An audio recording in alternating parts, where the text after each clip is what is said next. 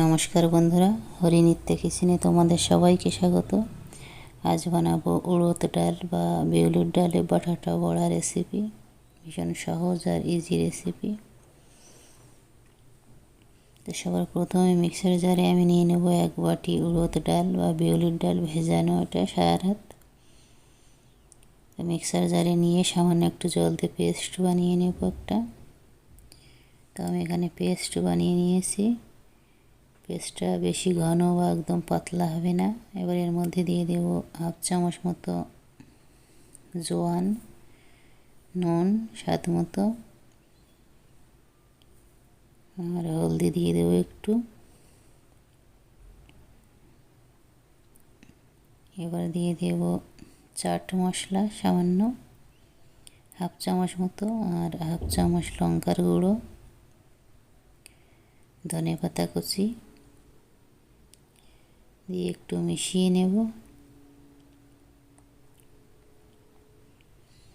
ভালো করে মিশিয়ে নেব এটা।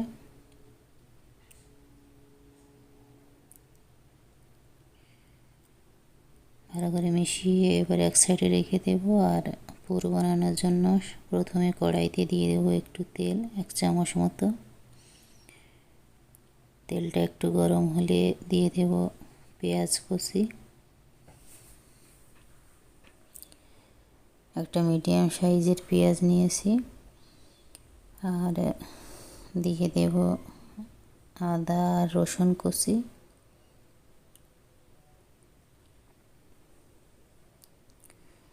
দিয়ে নাড়াচাড়া করে নেব। নাড়াচাড়া করে এগুলো একটু ভেজে নেব। ভাজা হয়ে গেলে দিয়ে দেব সিদ্ধ আলু। ছোট ছোট এখানে আমি 4-5টা সিদ্ধ আলু নিয়েছি।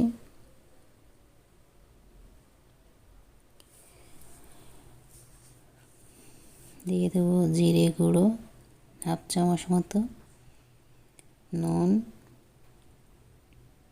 হলুদ গুঁড়ো, কাঁচা লঙ্কা কুচি দিয়ে ভালো করে মিশিয়ে নেব আলু আর সব মশলা, পেঁয়াজ রসুন একসাথে।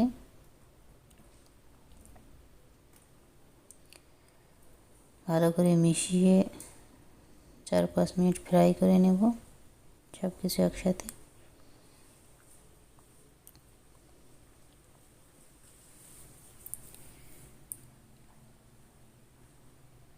ভালো করে ফ্রাই করে 4-5 মিনিট ফ্রাই করার পর এগুলো নামিয়ে একটু ঠান্ডা করে নেব।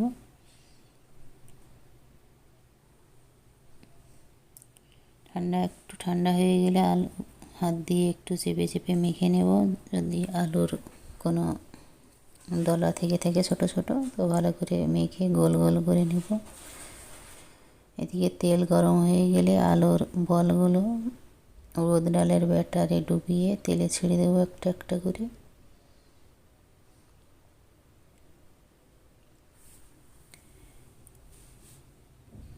বলগুলো তেলে ভালো করে ভেজে নেব গোল্ডেন কালার করে।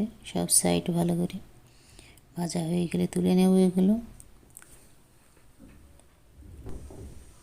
তো বন্ধুরা, তৈরি হয়ে গেল উড়দ ডাল বা বিউলির ডালের বাটাটা বড়া। তোমরা এটা বাড়িতে ট্রাই করো। ভালো লাগলে লাইক আর শেয়ার করো, আর চ্যানেলটা সাবস্ক্রাইব করো।